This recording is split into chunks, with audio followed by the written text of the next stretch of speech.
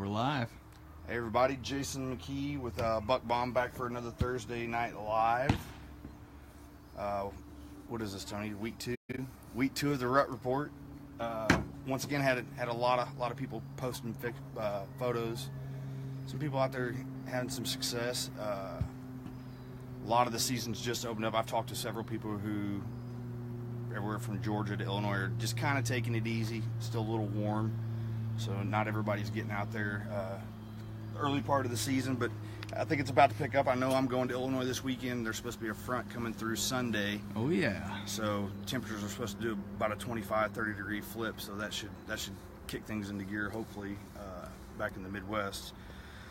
So obviously the point of the Rut Report is just to share what you're seeing in the field. Should start seeing scrapes and stuff popping up here literally daily now. We're at that time of year to where bucks are going to start marking their territories and should start seeing more fresh sign with each passing day. So basically that's what the Rut Report is. It's, you know, let people know what you're seeing in your area. Obviously there's a lot of people that travel. I travel to hunt. Tony used to travel to hunt. So it kind of helps people out that do go to other states and hunt, but it also might just help somebody in your area that hasn't been out yet, just knowing what the deer are doing. And for that matter, elk, mule deer, it's really not limited just to white-tailed deer. So again, it's just kind of sharing your experiences with your fellow hunters. What areas should folks look for scrapes in? Well, the most obvious place, where you're always going to, typically the first scrapes I usually see are around the edges of fields, whether it's crop fields, food plots, or whatever, just because that's where a lot of deer are spending their time in that transition period between just strictly, your feeding patterns to when they start transitioning over to the quote-unquote pre-rut. So a lot of times you start seeing your first scrapes popping up on the edges of fields. If you get like logging roads or stuff like that, a lot of times you'll find them back in cover on pretty obvious trails. The ones I usually try to key in on are the ones that are actually in the timber, back in the cover, because typically that's where your mature bucks are going to start their scrapes, because they're trying to obviously stay in cover as much as possible and not expose themselves. So they're not. It's kind of like anything else. Not all scrapes are created equally. You can watch a young buck this time of year and he'll just doesn't know why he's feeling the way he's feeling, but he'll just be feeling it and just randomly put a scrape down on the edge of the field. And there may not be another deer that comes and really messes with that scrape. They just seem to pop up everywhere this time of year as these younger bucks are just kind of feeling that urge to go out and burn off some testosterone, burn off some energy. So basically the way this is working is we have 8 weeks of this through November 30th. Every week we'll pick a weekly winner. All you have to do is share the Rut Report post, which a new one goes up every Friday. You share that, your name goes in a hat. Each week we'll do a drawing. The winner of the weekly one wins a 6-pack of the new Estrus certified Estrus scent.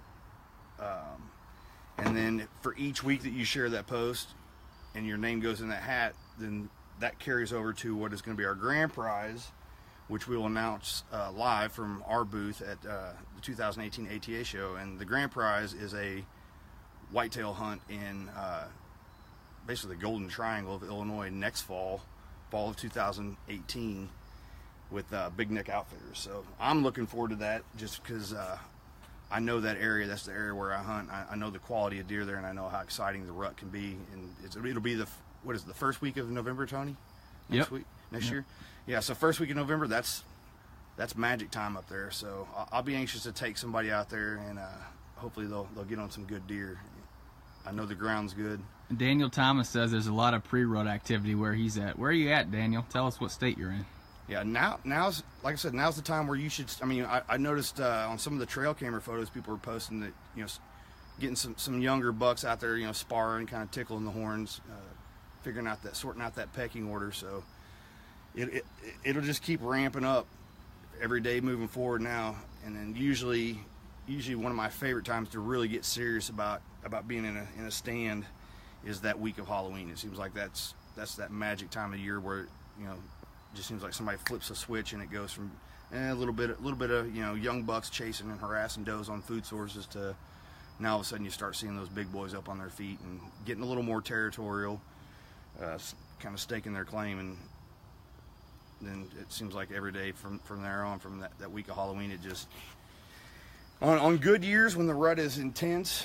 I mean, like this last year, we had a really good one where I hunted, and I mean, there wasn't a single day that I was on stand that I didn't see at least one legitimate chase. And most days I saw, 3 or 4, different bucks chasing does.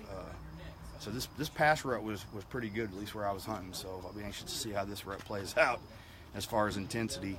Yeah, our field staff member for Buck Mom here, Carl Drake, he says he finds scrapes on fields that are made by mature bucks. They're usually nocturnal this time of year, but he says keep those cameras running to watch them change.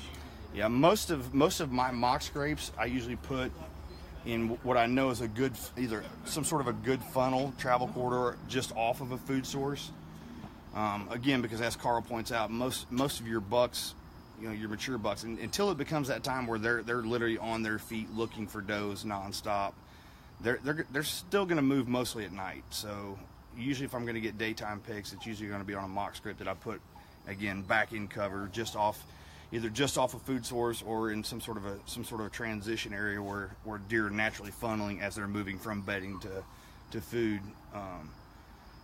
And I've noticed it during the rut that a lot of times the best buck movement I see is not at first light, not those early hours of the morning, but it's usually late morning, 9:30, 10. I think I shot my buck last November, probably around 9:30, 10 o'clock. And I mean, a lot of these mature bucks, they do their homework. They know where the does go to bed down after they come off the food sources. A lot of them, they're not going to get in a rush. I mean, a lot of those big boys are going to wait until they feel like those does have got off the food sources, got to those bedding areas. They know exactly where to go, and they'll just skip from one bedding area to the next and scent check those does when there's a lot less chasing to do. So it's just kind of funny how the older the bucks get, obviously the smarter they get, and they learn how to play the game where it puts the odds in their favor of survival and, again, being the first one to find those receptive does. So we can go ahead and announce this week's winner. It is Kevin Kurtzwell. Kevin, if you'll just send us a message through our Facebook page, give us your address, we'll get a 6-pack of the certified Estrus scent sent out to you, and you also get a choice of one of our Buck Bomb hats. So take a look on our web store, and you can see the options for the hats, and just let us know which one of those you want.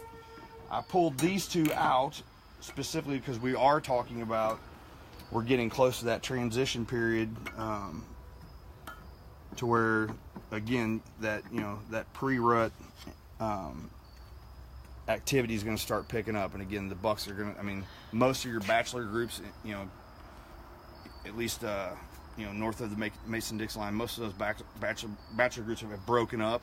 Now the bucks are saying, okay, they're going to start staking their claim to, this is my ground. So what we're going to see over the course of the next few weeks is, again, you're going to see that competitive, and territorial response kind of amp up. So if you're running mock scrapes, or you're starting to find mock scrapes and you're going to be hunting, probably not right away, but here within the next few weeks is when you can start utilizing your Estruses, and especially your Estrus. But also, like right now is when I would be switching over from just a doe pea, or just a quote unquote little milder urine, is when I would start switching over to like a dominant buck. Because again, now's about that time when those bucks are going to start hitting scrapes. They're going to start kind of checking out their core areas, and seeing what are the deer. They're both does and bucks. So again, kind of introducing a intruder into their territory.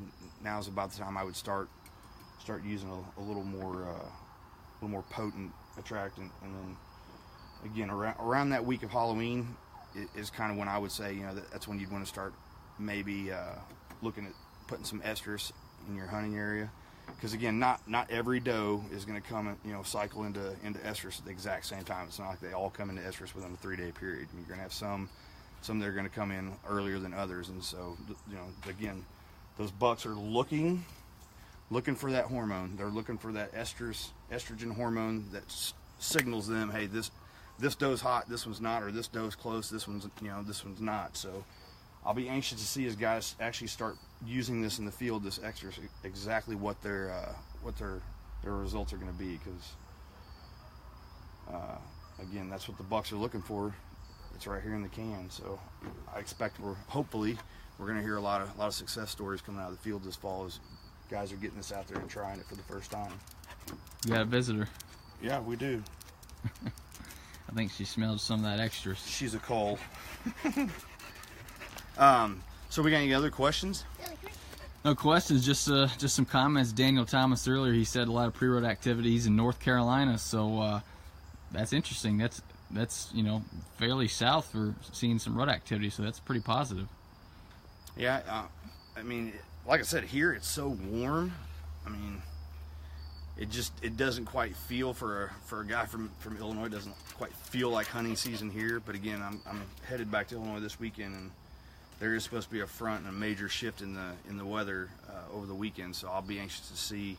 I've been keeping tabs with. I got a couple buddies up there hunting right now. I'll be anxious to see. I would expect to see some changing reports as the weather changes, especially in the Midwest, because like I said, it's about that time. Today's what, the 12th, 13th? 12th. And so we're only really two weeks away from that Halloween week where it really seems to kind of pick up. So if you got a cold front coming this weekend, man, it could happen. yeah, you get out ahead of that cold front. I mean, especially if it's a good one where you are going to see a really big, you know, change in the barometric pressure and the temperatures. I always like to hunt right ahead of a good, you know, a really good front where there is going to be a dramatic change. I mean, a few degrees here and there may not matter, but that barometric pressure most definitely matters. So watch your weather report. You see one of those fronts come through where there's going to be a dramatic shift. A lot of times, if you can get out in front of that, those deer sense that, and they'll be on their feet feeding and moving a little bit more and kind of just changing up their own little routine. That's typically a good time where you could possibly catch a mature buck before he's really ready to get up and get on his feet and go chase does. You may catch him just because the change in the conditions may get him on his feet at a time when he normally wouldn't be up and moving around. So this is the time of year where it's kind of funny. It's like I don't really pay attention to the weather forecast until about October every year. So I'll be keeping my eyes on it. I know every day moving forward, and hoping we get some cooler weather here in Georgia. I wouldn't mind getting out down here. I haven't hunted much the entire time I've been down here. I actually only hunted once last year and killed a doe the first and only time I've been out down here. So lucky dog, man. That's a pretty good record there. It's not luck, Tony. It's not luck. Keep telling yourself that. So anyway, we will be back same time next week, announcing another winner. Keep the posts and the reports and the photos coming in. I expect that again each week we're going to see more and more grip and grin hero photos of successful hunters. So you put something in the ground, doesn't matter if it's a doe, doesn't matter if it's not a 150-inch deer. Share it. Let us see what you're seeing. Let's see what you're putting on the ground. And we will be back next week, same time. Thanks.